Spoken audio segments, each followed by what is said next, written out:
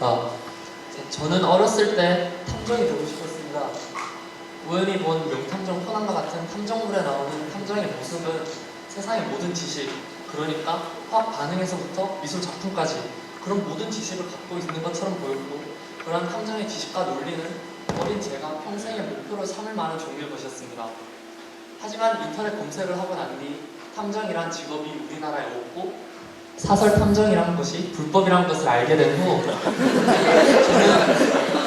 그 꿈을 포기해야만 했습니다. 그때까지 제 인생에서 가장 큰 좌절이었죠. 그리고 중학교 2학년의 어느 날 도서관에서 우연히 책을 한 권 만나게 됩니다. 바로 장대익 교수님이 쓰신 다윈의 식탁이라는 책인데요. 그때까지 진화론에 대해서 대충만 알고 있던 저에게 처음으로 진화론에 대해 가르쳐준 책입니다. 자, 진화론을 그 책이 서술하는 이론으로서의 진화 그 자체와 진화론에 대립하는 여러 내용을 보며 저는 제가 처음 탐정을 만났을 때와 같은 감정을 느끼게 됩니다. 진화는 과거로부터의 연구와 과학적 추론을 통해 우리는 어디에서 왔는가, 우리는 왜 이러한 행동을 하는가, 우리는 왜 이러한 모습을 하며 사는가와 같은 풀리지 않을 것만 같던 수수께끼들에 대한 해답을 던져줍니다. 물론 그 모습이 저로 하여금 진화가 인간, 동물, 더 나아가 세상에 대한 모든 질문에 대답을 해줄 수 있다는 확신을 갖게 해주었고, 그때부터 저는 진화의 매력에 빠져들게 되었습니다. 앞에서 말씀드렸다시피 진화론은 왜? 라는 질문에 대답을 해줍니다.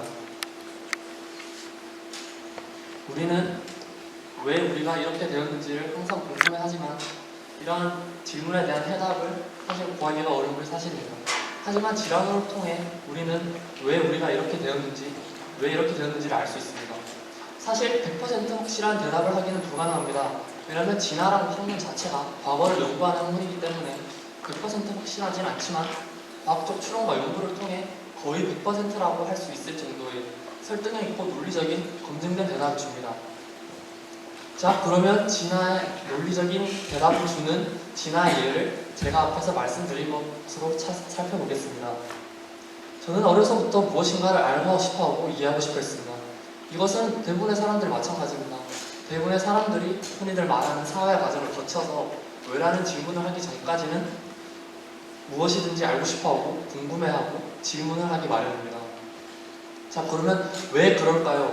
왜 우리는 그저 아무런 의문 없이 흐르는 대로 살며 그러한 유전자가 선택을 받지 않고 질문하고 이해하고 싶어하고 알고 싶어하는 그러한 유전자가 선택을 받은 것일까요?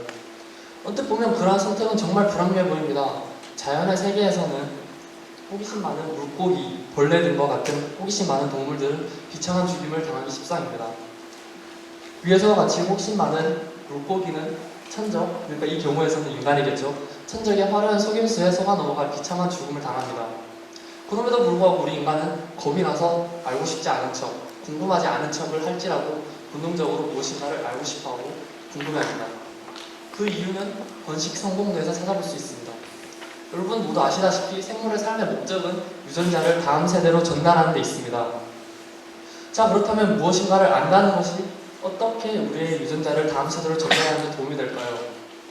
아주 쉽습니다. 무엇인가를 안다는 것은 그 아는 것을 실생활에 적용할 수 있다는 것이고, 지식을 실생활에 적용할 여지가 많아진다는 것은 유전자를 다음 세대로 전달하는 데 있어 경쟁자들보다 더 유리한 위치에 있을 수 있게 된다는 뜻입니다.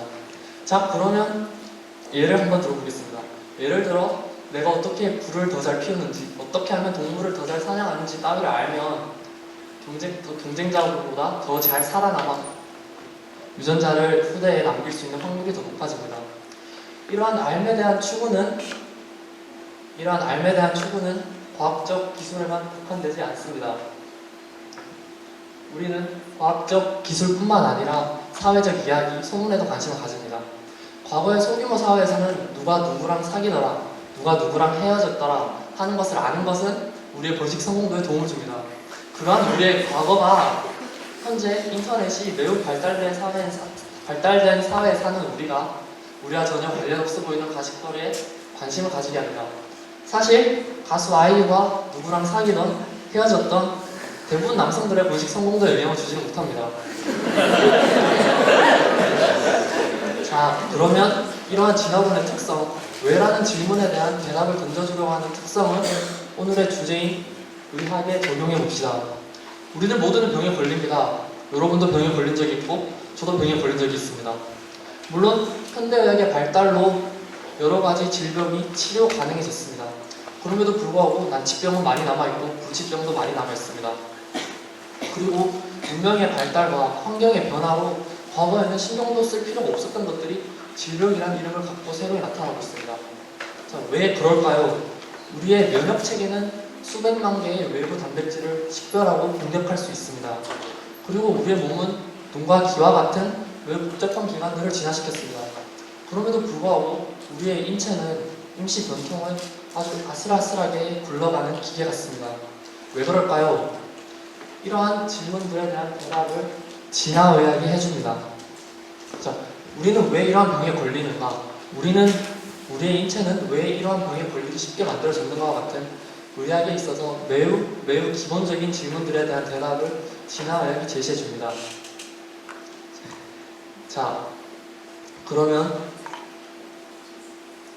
왜 진화의학이 사실 그럴 수밖에 없습니다. 왜냐하면 진화적인 시각, 즉 적응주의적 시각 없이는 질병과 우리 인체에 대한 근본적인 이해가 불가능하기 때문이죠.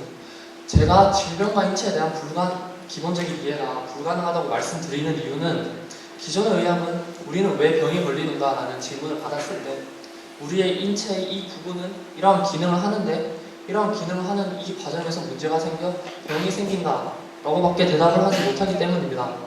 하지만 적응주의적 시각을 갖고는 우리는 왜 병에 걸리는가라는 질문을 받았을 때 우리의 인체는 과거의 이러한 상황 때문에 이러한 형태로 절충이 일어났다. 하지만 이러한 절충이 일어나다 보니 이 기능을 하는 이 부분에서 문제가 생길 수밖에 없다. 그래서 병이 생긴다까지 대답을 할 수 있기 때문입니다. 물론 병을 그저 단순히 치료하는 데는 첫 번째 대답으로도 충분합니다. 하지만 병을 이해하고 새로운 접근 방식을 적용하기 위해서는 두 번째 대답이 가능해야 합니다.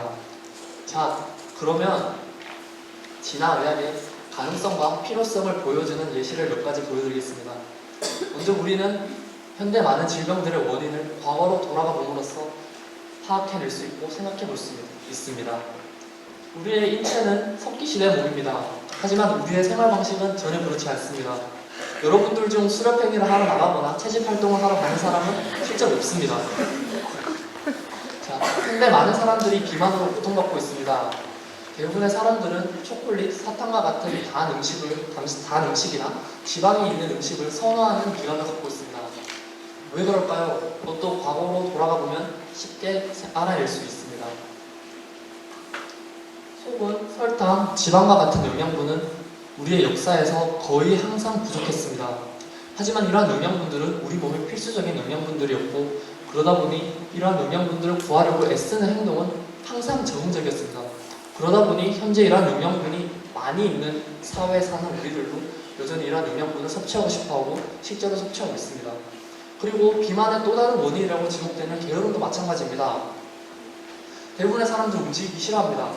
왜냐하면 우리는 중요한 에너지를 낭비하지 않기 위해 특별히 할 일이 없을 때는 움직이지 않는 것이 더 적응적이었고 그래서 그런 방향으로 진화했기 때문이죠.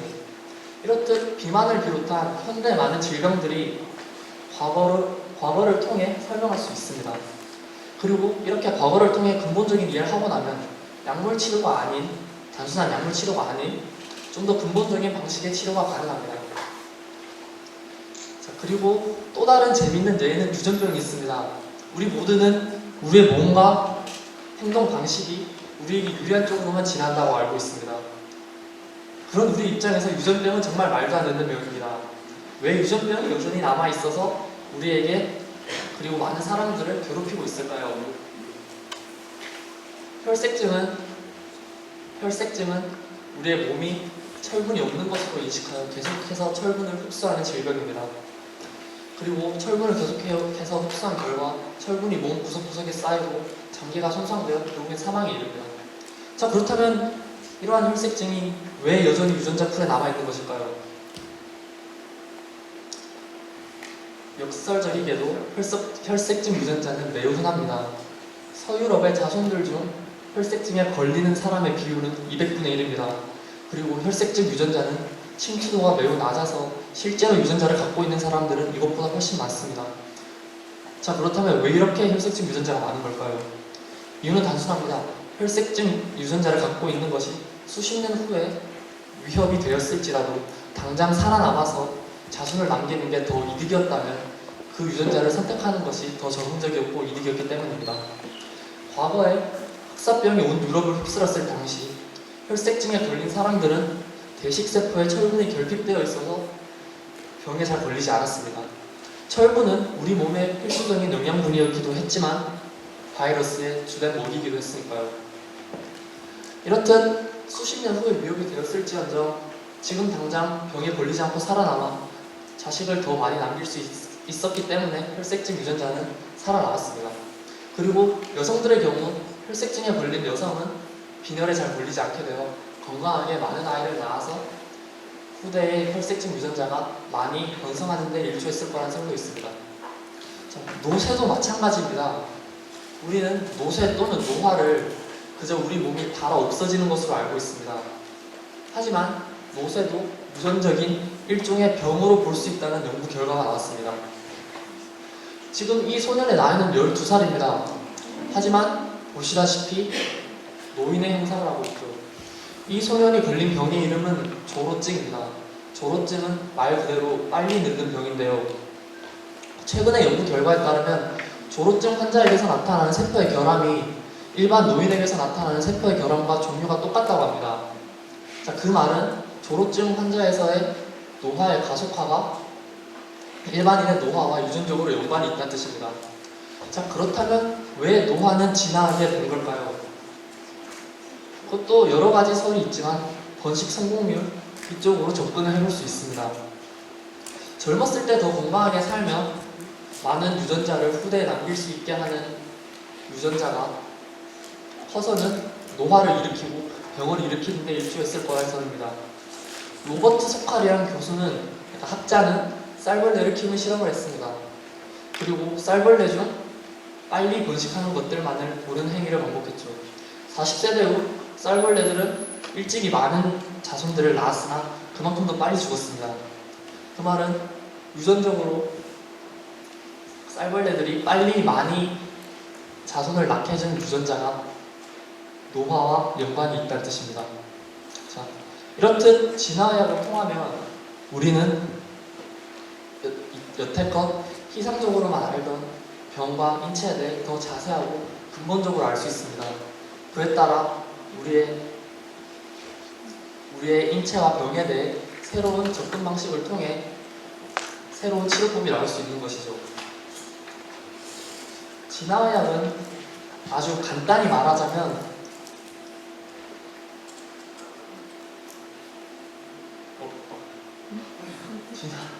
죄송합니다.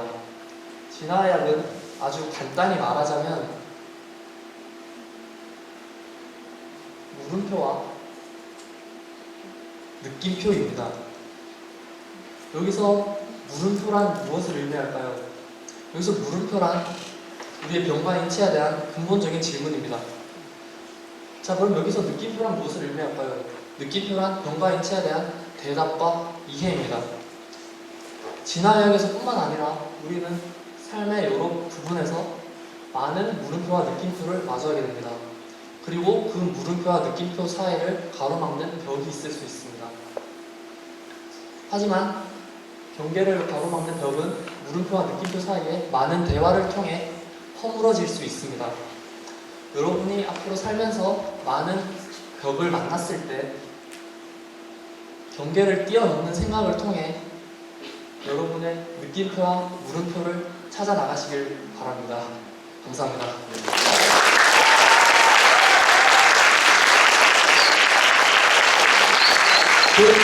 잠깐 질문 세션을 가기 전에 잠깐 저희 박중식 작가 선생님이랑 잠깐 얘기를 나눠보도록 하겠습니다.